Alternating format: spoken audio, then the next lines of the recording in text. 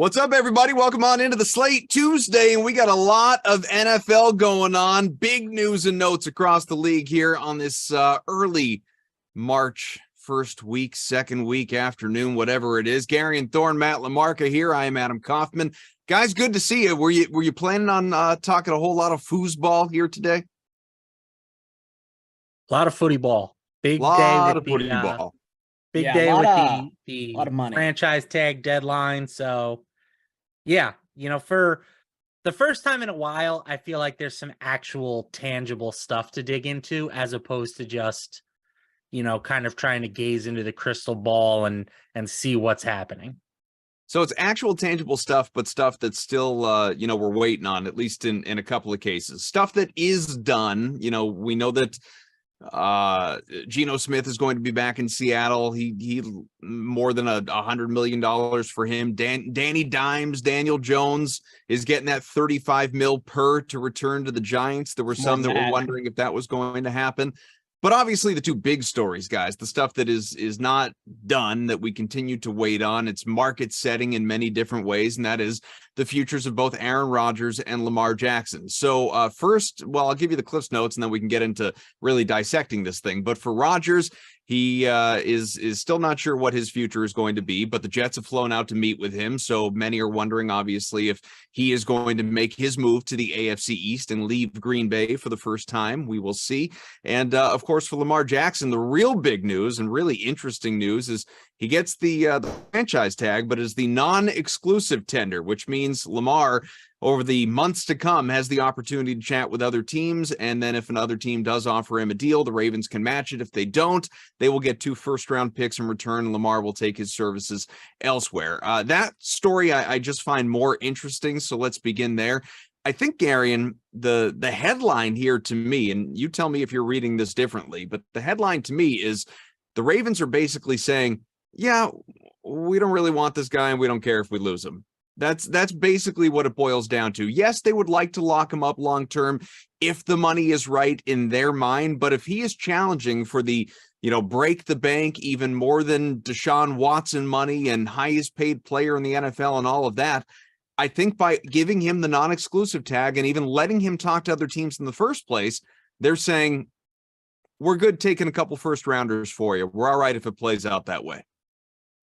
I mean, I'm sure they weren't thrilled when Daniel Jones just signed for $40 million a season with an extra $35 million of incentives baked into his contract. Because again, in what rational world would Daniel Jones get locked up to a 4-year contract constructed like that? And the Ravens have hesitations about locking up Lamar Jackson, the former National League Football MVP, to a long-term contract. I don't really understand it at all. I've struggled to understand it the entirety of this offseason. I mean, we've heard reports that these two, Lamar and the Ravens are at one point over $100 million in terms of separation between what he thinks his value is versus what they think his value is. And I would tend to think Lamar's probably more justified in what he thinks his value is. I mean, he's going to get a lot of money from somebody. He has to. It's the only thing that makes sense to me. I mean, people are worried about, these fully guaranteed deals and could you really give someone who's like, a running quarterback, someone who's an injury risk, blah, blah, blah, blah, blah. Not like realizing Deshaun Watson just got $250 million guaranteed to him last offseason. I just don't understand what is going on with Lamar right now. I will also say quickly, just to cut this off at the pass, I have nothing new to say about Aaron Rodgers. I have said the entire time he's either going to be in Green Bay with the Jets or with the Raiders. Nothing has changed today. I have no opinion on that. We can talk about Lamar and Danny Dimes till the cows come home. That's fun. I have nothing left to say about Aaron Rodgers. A tweet from Jeff Darlington, by the way. The Dolphins will not be pursuing Lamar Jackson or any other starting QB this offseason. Wink, wink, nudge, nudge, Tom Brady with the Rich Eisen rumors. Multiple team sources tell me, as one source said, Mike fully believes Tua is the perfect fit for his system. So, LaMarca, you tell me, how is, just to build on what Garion was talking about, is Lamar going to find himself a new home? It's interesting, right? There's a lot of things to talk about with the Lamar Jackson situation. The biggest one is that he wants a fully guaranteed contract. And the Ravens seem unwilling to do that. And Daniel Jones, for what it's worth, we'll talk about his contract, I'm sure, in a little bit. Only about half of that money was guaranteed. So in the NFL, the real money, the tangible money is the stuff that's guaranteed. And as for will another team come swooping in and make him the offer that he wants, the answer is, I don't know. I think that they should, but the NFL owners are like this boys club, and it would not shock me. You're already hearing some rumors that the owners could potentially collude as a sort of pushback against a fully guaranteed deal. It's the type of thing that is bad for the owners and good for the players. So it's only kind of natural that they do not want them to become the norm. I have no qualms. If I was running a team, I would be extremely willing to negotiate with Lamar Jackson. As Garion mentioned, he's a former MVP, gets his team to the playoffs basically every year. For a running quarterback, he has proven that he is durable. His passing numbers get better seemingly on a seasonal basis. The guy's a franchise quarterback. And any of these teams out there that need a quarterback, if they are not inquiring as to what it's going to cost to get Lamar Jackson, I think they're doing themselves a disservice. A team like the Jets, who are now, it seems like stuff is really heating up between them and Rodgers. I'm not sure what sort of trade compensation the Packers are going to be looking for, but if the difference between Aaron Rodgers and Lamar Jackson is 1 first-round pick versus 2 first-round picks, like, I would be all over the Lamar Jackson side of that, just from the age difference alone, right? So I think it's another interesting wrinkle in this market. But again, it would not shock me if the owners all kind of just agreed to go hands off on this thing. Can I push back a little bit on the durability thing? I mean, I know that he is a running quarterback and his skill set there has not yet diminished. Like he hasn't gone all like Michael Vick at the end or Cordell Stewart or, like the skill's there. He could still do it, obviously, but he hasn't played a full season. The last 2 years have been cut short by injury. He's only played 12 games out of 17 each of the last 2 years, missed the postseason. You can understand when it gets icky, it gets complicated when, to Garion's point, you start to compare him and what he wants to the contract that Deshaun Watson did get in the wake of everything he was dealing with off the field. That just sort of complicates the whole thing. But when you're talking purely football, I can understand how the Ravens feel, and it's not that they don't think he's a franchise quarterback. That's crazy talk. Yeah, what are you saying? Are you saying that if you remove the social aspects of this, Deshaun Watson's a better quarterback than Lamar Jackson? No, what I'm saying is that that whole thing should have torpedoed Deshaun Watson's market value, the money that he received, and the fact that it didn't.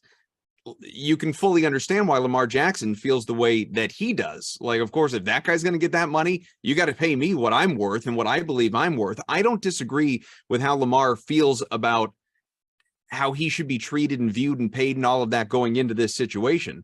But I can absolutely understand the team side looking at him and saying, all right, I mean, we're about to give this guy record-setting money, potentially. That's what he wants anyway. And he hasn't made it through the last 2 seasons.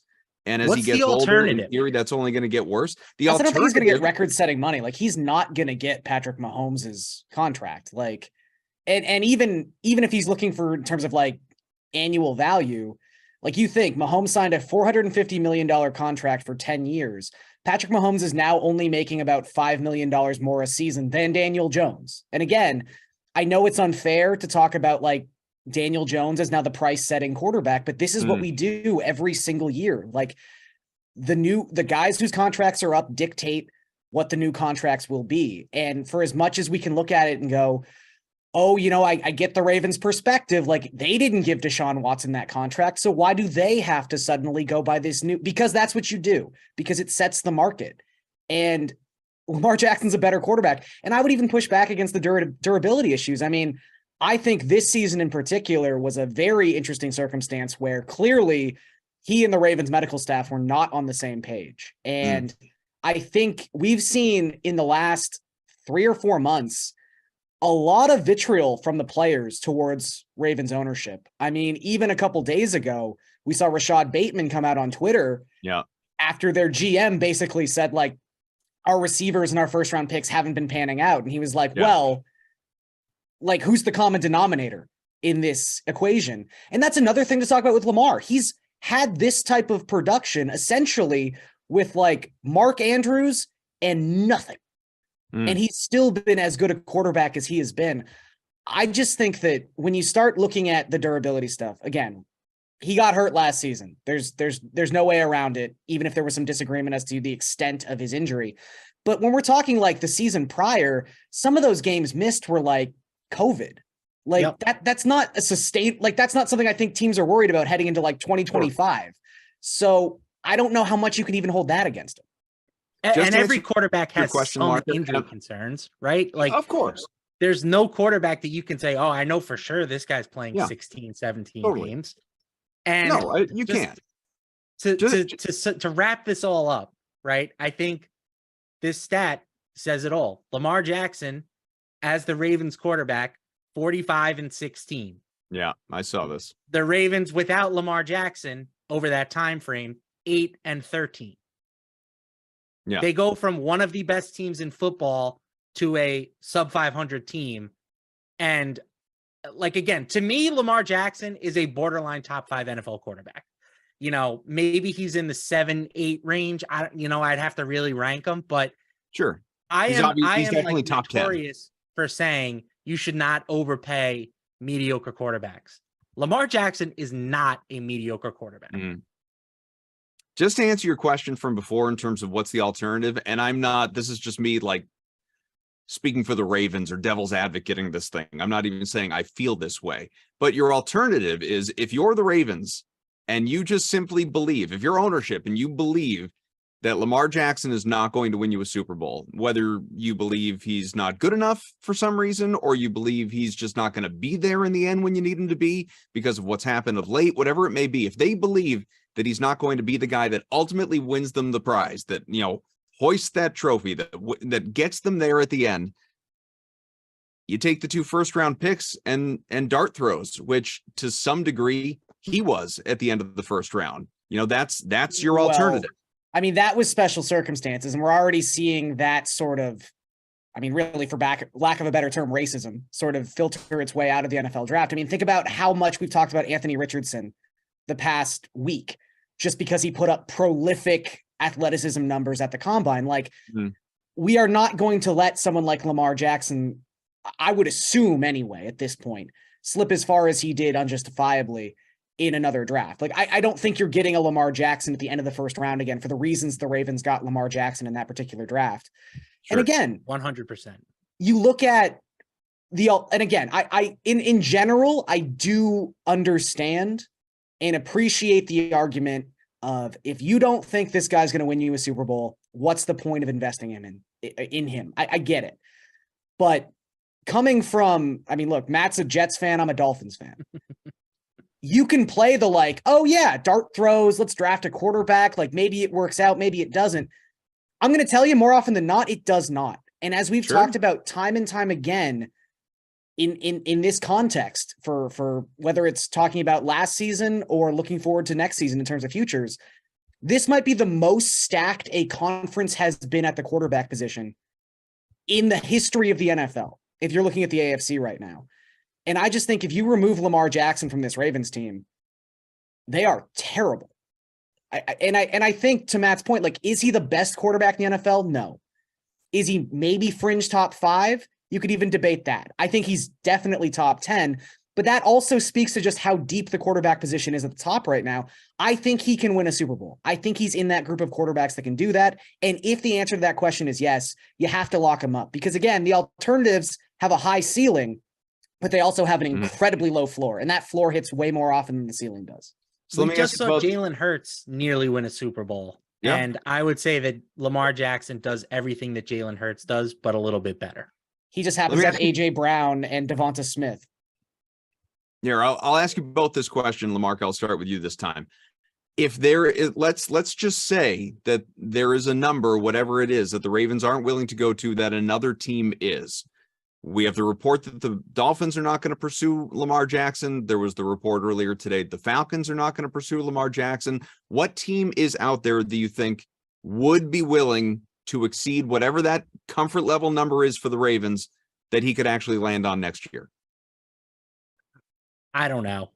It's hard to sort of forecast it. I think you would need to be the right type of team. I mean, it's only natural that my first thought process goes to the Jets, because I think that the Jets are the type of team that could tell themselves that they're a quarterback away from being Super Bowl contenders. I think that you would have to be that type of team that feels comfortable gambling, 2 first-round picks, essentially. I mean, the Raiders. Yep. I mean, they're a team that pretty much But the can't hit a first-round 49ers pick go anyway. scorched earth. Josh McDaniels. Scorched earth, 49ers, Lamar Jackson. Let's do it. That'd be fun. I mean, it would be scorched earth if and I don't know if it would come to fruition, but to Garen's point about the Raiders, the Josh McDaniels, when the Patriots were, you guys probably wouldn't remember this, but I do as a Patriots fan. Patriots were very much connected to Lamar Jackson in that draft and ultimately passed on him not once but twice in the first round. But it was Josh McDaniels who worked him out multiple times before the draft. So obviously now that he is the head coach with the Raiders, maybe. Yeah, I mean, it's such a tough situation because, again, it really does seem like this is about more than just Lamar Jackson, the quarterback.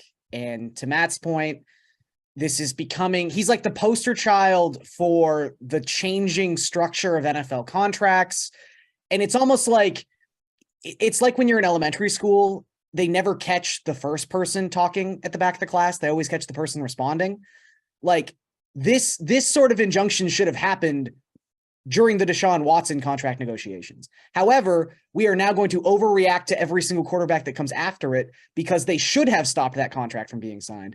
So unfortunately, Lamar Jackson is now somehow punished for a situation that he was not involved in. And the owners possibly colluding to stop these kinds of contracts, which would be beneficial to the players. So again, to what Matt was saying, like if that's truly what's happening here, there's no easy answers because Lamar thinks he's worth something. The numbers back that up. But if no one's willing to pay him that because there's collusion, I guess there's really no easy solution here. It definitely feels that there's an element of that, right? Like you look at the NBA and the stars dictate where they want to play at this point. Baseball has fully guaranteed contracts. And yet in the NFL, the most popular and lucrative sport in the country, it seems like the players have the least amount of power. So I do think that this is a bit of a power struggle situation between Lamar and ownership and in general, just the players and ownership. I know Garion said he has nothing to add on Aaron Rodgers. What about you, Lamarca, especially as it concerns your Jets specifically? Do you feel like them flying out to meet with him adds anything to this? I mean, we knew they were going to talk, obviously, but do you think there's any sort of, if you were to the O2 emissions in the atmosphere, if you were attempting to say, like, if you got to put your salary for a month on him landing somewhere, where is it? Who's taking that bet? You taking that bet, Kaufman? Just to keep things interesting, sure. I would say that yes, I think he is going to the Jets. I think that it's a logical fit for both parties. I'm not excited about it. I think it's hilarious that Aaron Rodgers is basically following in Brett Favre's footsteps at this point. And my friend called him half-baked John Wick the other day, which I thought was the funniest thing I've ever heard. I like that. I also am excited about 3-hour John Wick 4. All right, well, let's talk about Danny Dimes, because obviously that is real news that has happened today. And Gary, we were talking, I think as recently as our last show last week, just about, what his market was going to look like in terms of, not bouncing around, but specifically what the Giants were going to pay to keep him. And everybody's number was pretty much on the nose. It was just a function of, wow, are the Giants really going to do this? Like, is Daniel Jones going to get that contract? Sure enough, it happened. Any surprise at all on your part? I mean, I think there's two ways to react to this. The first way is to at least say, if you're the Giants front office and you wanted to keep both Daniel Jones and Saquon Barkley, if that was like, no matter how we get there, this is what I want the result to be. Sure. Paying the quarterback and franchising the running back, probably the best way to do that, as opposed to like giving Saquon Barkley a 4 or 5 year contract. So non-exclusive tag for anyone that missed it on Saquon.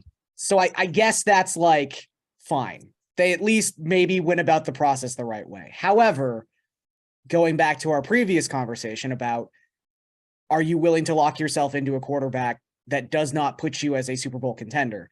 That is what the Giants have just done. And I guess there's some version of this story where Giants fans and Giants ownership and Brian Dable can talk themselves into, Daniel Jones was a distressed asset. He was someone who was not in a functional offensive system. Look how he improved his first year in a system. It'll only get better in the second year under Brian Dable. He's someone who clearly had all the skills in the world coming out of Duke. He just hadn't found it yet. If you want to sell yourself that argument, fine. And again, the price of quarterback is just what the price of quarterback is. Like, I think this says more about the position than it does about Daniel Jones. At the same time, paying Daniel Jones $40 million a year is clinically insane. Yeah, go ahead. I know a lot of Giants fans. 2 of my best friends are Giant fans. I think that the takeaway on the Giant fan side is that this is essentially a 2-year contract, right? As I mentioned, only $82 million guaranteed. Most of that money is going to be in the first 2 years of the deal. So the number on the surface looks very scary. And I'll admit that when I saw the number, my eyes kind of I felt like I was in one of those cartoons they shot out of my head.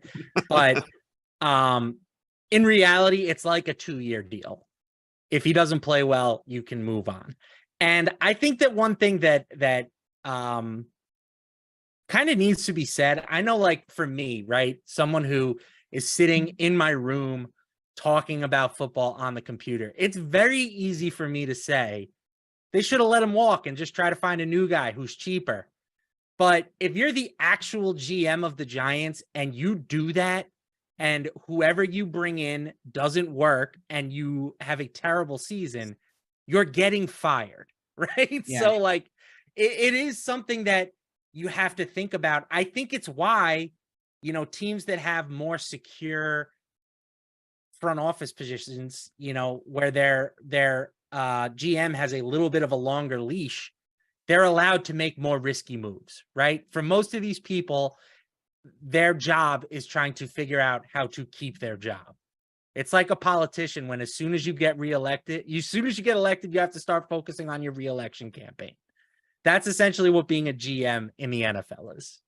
Well, and he's also 26. Like, let's not discount the fact that he is very much as a quarterback in his prime years. The guy should have, I don't know what his performance is going to be over the next 4 years, provided he stays healthy and remains a Giant and all of that. If that even happens, Lamarck outlined the contract ramifications there. But if he does, he should be really good the next couple of years by Daniel Jones standards. I'm not saying he should be a top 5 quarterback in the NFL or even necessarily a top really 10. Good? Top what's half. Really good by Daniel Jones standards? Can we get to 20 touchdown passes? Yeah, I was gonna say 20 touchdown passes.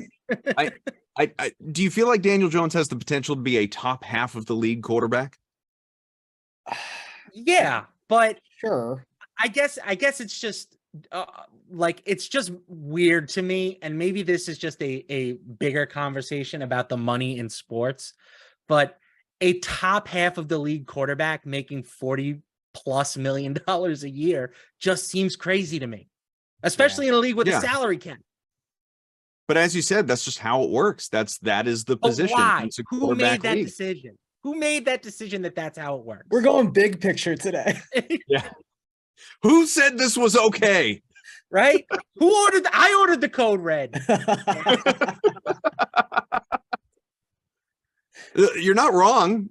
Look, I get it. I'm not going to make this conversation, about the Patriots because we're a couple of years away from that being relevant. But that's a lot of the conversation right here is, well, if Mac Jones doesn't become what Mac Jones needs to become in year 3, well, then are you going to pick up his 5th-year option, or are you already starting to look ahead to the draft? And that is what so many of these teams, including Giants with Daniel Jones, a year ago at this time, when the owner was coming out and basically saying, we have failed this young man with everything going on around him. That is what so many teams around the league are evaluating. And they're not only evaluating it from a talent and skill on the field perspective, they are very much evaluating it, i.e. going all the way back to the Ravens, in the financial way, where are we better off with the dart throws in the first round, potentially year after year until it maybe hits, as you guys talked about as Jets and Dolphins fans, and me living it now after 20 years of Brady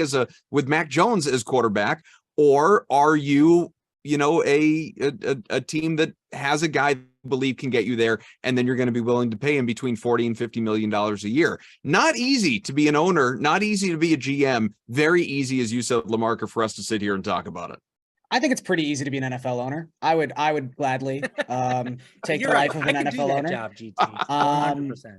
But yeah, look, I think the really interesting thing with the Daniel Jones situation, and as we were just talking about, like, it's always the next thing. It's always the ripple effect based off of the lesson you should have learned the first time. But will teams be more aggressive about picking up those 5th-year options on the rookie quarterback contracts because they don't want to get burned like the Giants just got burned? And I do think we'll have some really interesting situations coming up in the near future. I mean, you mentioned the Mac Jones situation. I have always felt a certain way about Mac Jones, but he was a Pro Bowler in his rookie season and regressed in his second season. Technically he was, yes. On paper, he was a Pro Bowler. And so was you could probably maybe let's see him with an offensive coordinator and give him a bit of a shot here.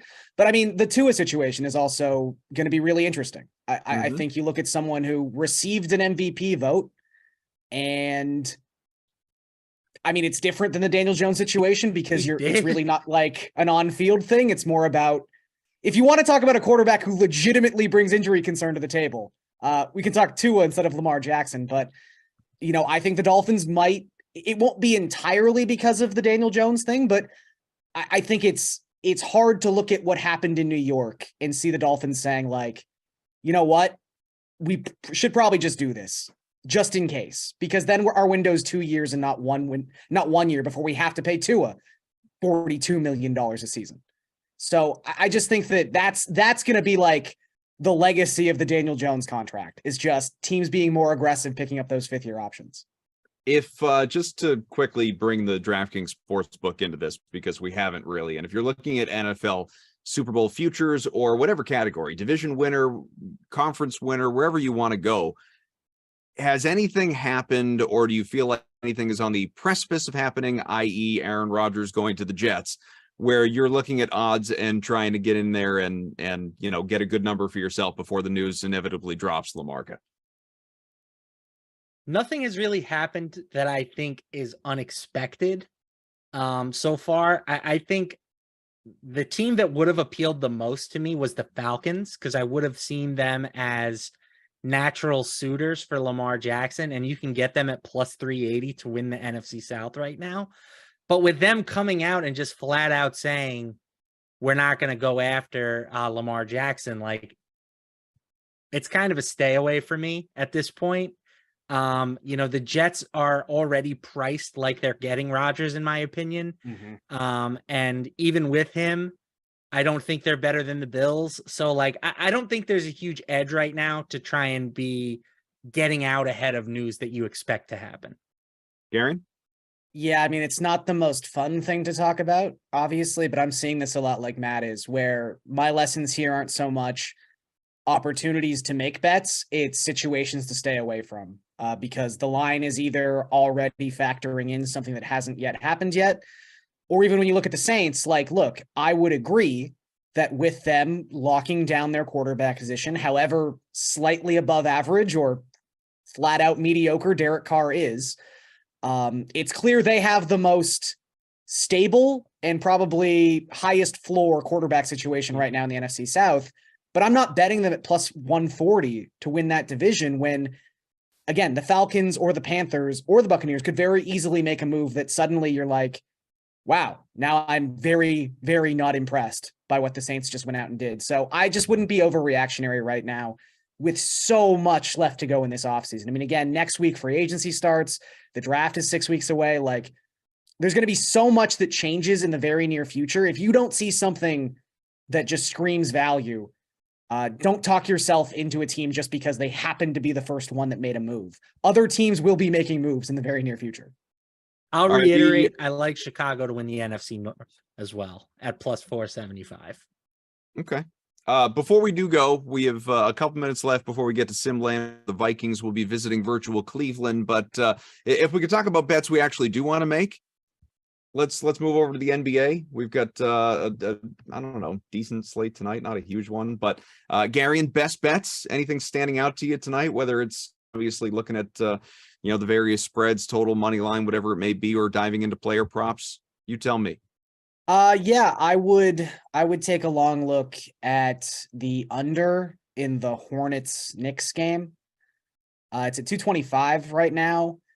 I just think in general, I've been targeting a lot of games involving like just the worst offenses in basketball and sort of banking on the fact that they just won't hold up their end of the bargain. And the Knicks, as currently constructed, are one of the slowest paced teams in the NBA. I think they've been, if not the slowest, the second slowest for about the past 20, 25 games. I just think they're going to dictate. It literally just moved to 224.5. I'm moving lines. I just think it's too big a number for the Hornets. They can't score. Pistons, by the way, ruled out half their team tonight, if anybody missed that. LaMarca, what do you think? I'm going to keep riding two of the things that I've done the most this season, and that is fading the Warriors on the road and buying the Thunder as underdogs. And they just so happen to be colliding with each other tonight. I still don't understand why Shai Gilgeous-Alexander is back. I thought for the life of me that they were going to shut him down like they have done for the past 2 years, but he played like 37 minutes in their last game. He's really freaking good at basketball. So as long as he's there, given the way that the Warriors have played on the road for most of the year, and given that the Thunder, again, like I talked about this last week, but best team in the league at covering the spread this season, I'll take my chances with them as small home underdogs. So I was going to ask you that. Are you talking about the spread or straight up on the money line, or both? No. I want the points. Okay. All right. Should be interesting tonight. We do have to go because, again, there's a sim on the way, but we want to thank our guys that make this possible. Our producer, Eamon, Daniel, our technical director, and there's going to be lots of news to come throughout the week, obviously, and in the weeks to come as well with free agency and so on and so forth. But NBA playoffs, NHL playoffs are rapidly approaching as well. You got some preseason baseball stuff going on in spring training. World Baseball Classic today. World Baseball Classic, yeah. Cuba, Netherlands, I think tonight. That's Absolutely. kind of a fun one, actually. Yeah, I'll have to get into that as well. Save that for the next edition of the Sweat tomorrow morning at 11 o'clock, or even the Slate at 5 o'clock. And we will be with you throughout the week. So thank you for being here with us. And always a pleasure. Maybe by the time we talk again, Aaron Rodgers will have actually picked a team now that he's emerged from the darkness. Bye. Don't bet on it.